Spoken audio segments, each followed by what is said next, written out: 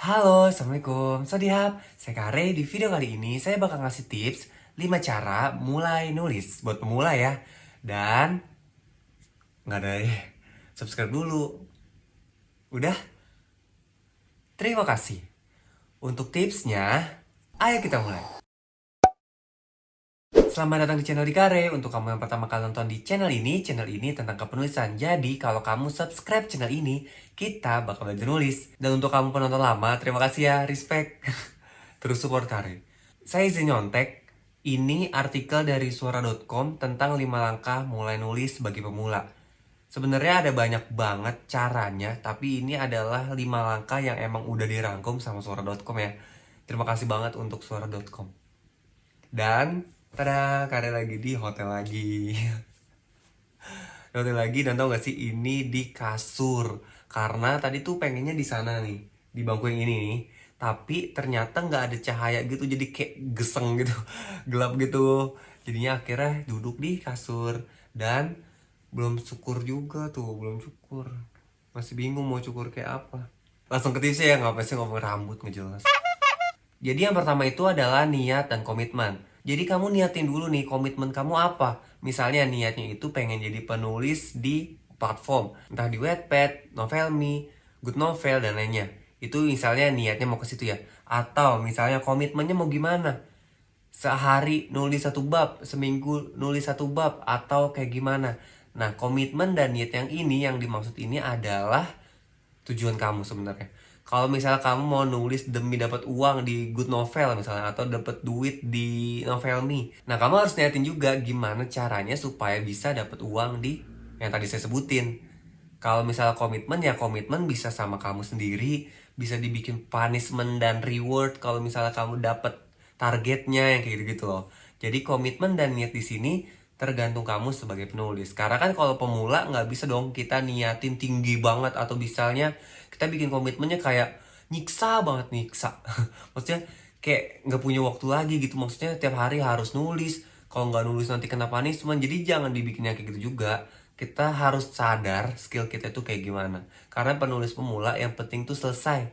Kalau misalnya targetnya 30 bab, ya selesai 30 bab. Yang kedua, tulis ide yang sederhana. Kita kan penulis pemula nih, jadi ide itu caranya sederhana aja. Oke, kita harus mikir yang out of the box. Tapi kalau misalnya kita penulis pemula yang nyari ide aja masih susah, nggak apa-apa. Kita ambil misalnya dari pengalaman pribadi, atau kita ambil dari hasil nonton film gitu misalnya, atau baca buku lain dapat ide. Nggak apa-apa, karena kita sebagai penulis pemula harusnya mulainya nulis. Jadi jangan mikirin ide yang gimana-gimana ekstravaganza gitu, nggak usah. Kita mulai dari ide yang sederhana aja. Dan nulisnya cerpen dulu pun nggak apa-apa, nggak harus langsung novel. Karena kan kita bakal ngebiasain style nulis kita dan lain sebagainya. Jadi ya udah, ngambil idenya sederhana dulu. Yang ketiga, pilih platform yang mau kamu tuju. Jadi nyambung ke nomor 1 tadi kan udah niatnya, udah komitmennya, terus udah dapat idenya. Nah yang ketiga ini, pilih platformnya. Misalnya kamu mau di Wattpad aja, yang santai, yang gak ada deadline-nya, yang suka-suka gitu misalnya. Nggak apa-apa. Atau misalnya kamu emang niat dari awal tuh pengen dapet duit. Nggak apa-apa di Novelme, di Good Novel, di platform lainnya. Atau misalnya kamu bisa gambar, sekalian aja ke webtoon gitu juga nggak apa-apa. Jadi pilih platformnya. Kalau misalnya nih, kamu nggak mau ke platform, mau langsung ke mayor, atau mau maksudnya langsung nerbitin bukunya, nggak apa-apa juga. Tapi buat penulis pemula, saran saya sih cari masa dulu gitu loh. Cari ombak dulu gitu, maksudnya cek ombak, kira-kira cerita yang kayak gimana yang orang-orang pada suka. Jadi supaya matanya banyak. Lanjut yang keempat, konsisten dalam menulis. Kan kita kan penulis pemula ya, jadi kalau penulis pemula tuh harus banget konsisten. Baik lagi kan ke nomor 1, niat dan komitmen. Komitmennya misalnya nulis 1 hari 1 bab. Konsisten. Atau misalnya 1 hari 1 halaman deh, nggak usah 1 hari 1 bab kayak pro banget.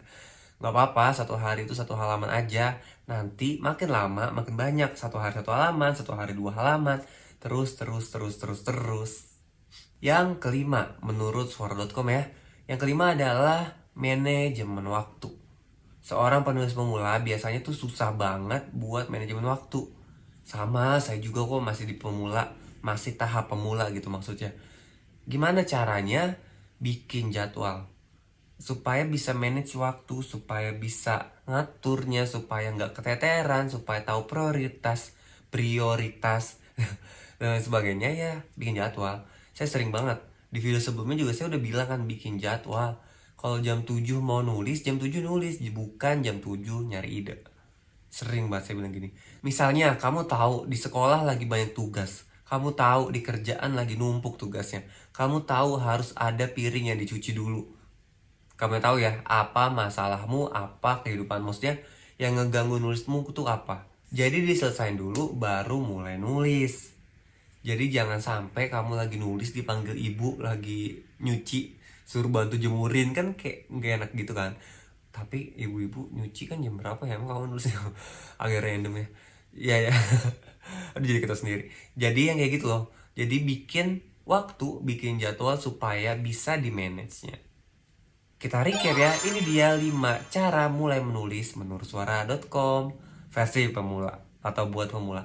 Yang pertama, tentuin niat dan komitmennya. Yang kedua, tulis ide yang sederhana aja. Yang ketiga, pilih platformnya yang cocok sama kamu. Yang keempat, konsisten. Dan yang kelima, manajemen waktu. Kalau misalnya udah 5-5 ini, dijamin kamu bisa bikin cerita kamu sendiri yang udah pasti bagus. Kalau misalnya masalahnya di EYD, masalahnya di kosakata, di diksi dan lain sebagainya, itu urusan lain. Karena penulis pemula yang penting adalah selesai. Kalau misalnya ada pertanyaan boleh komen di bawah. Kalau mau request juga boleh di bawah. Dan cukup sekian. Terima kasih sudah nyimak. Bye bye.